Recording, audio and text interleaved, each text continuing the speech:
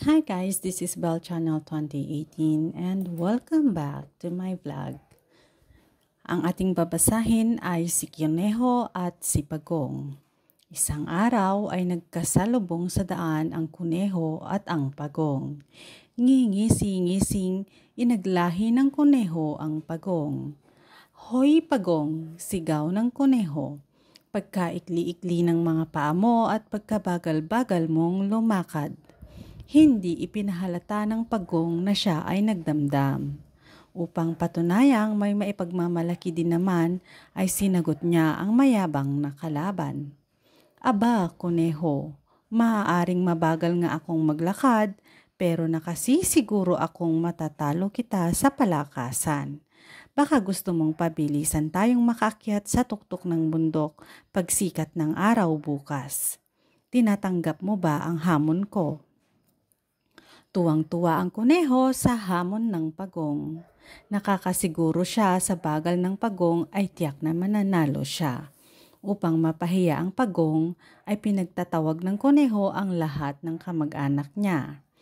Pinulong niya ang mga ito at inutosang palakpakan siya kapag matagumpay na naakyat niya ang tuktok ng bundok. Iniutos din niyang kantyawan sa mabagal na pag-usad ang kalaban. Maagang maaga dumating sa paanan ng bundok ang maglalaban. Maaga ding dumating at ibang-ibang hayop na tuwang-tuwang makasaksi ng isang tunggalian. Kapansin-pansin, kung maraming kamag-anak si Pagong ay higit na maraming kamag-anak si Kuneho ang nagsulputan. Nang sumisikat na ang araw ay pinaghanda na ng alamid ang maglalaban. Ang mabilis na pagbaba ng kanyang kanang kamay ang hudyat na simula ng laban.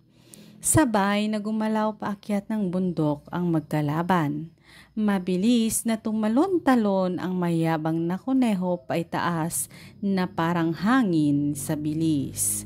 Nang marating na niya ang kalahatian ng bundok at lumingon pa ibaba, ay natanawan niya ang umiisod-isod na kalaban. Maraming naawa sa mabagal na pagong. Kaya mo yan, pagpapalakas ng loob ng sigaw ng kanyang tatay, nanay, kuya, ate at mga pinsan. Talo na yan, pagkabagal-bagal. Sigaw na panunodyo ng mga kamag-anak ni Kuneho. Kahit kinukutya ay sumigaw pa rin si Pagong. Buong loob siyang nagpatuloy sa pag-isod. Malayo-layo na ang naakyat ni Kuneho. Nagpahinga ito ilang sandali upang tanawin ng anino ng kalaban. Nang walang makitang anuman, umusad ay ngingisi-ngising sumandal ito sa isang puno at umidlip.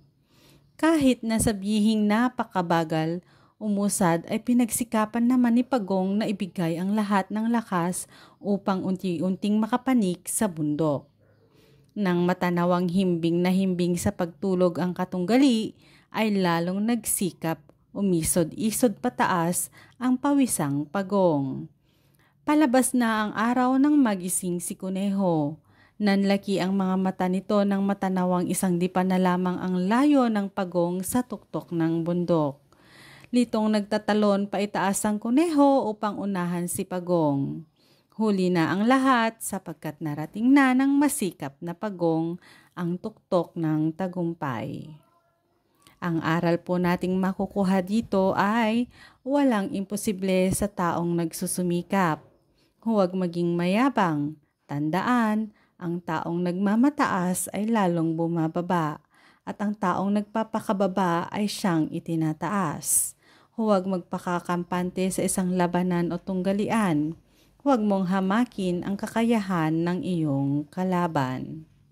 Thanks guys for watching and God bless everyone.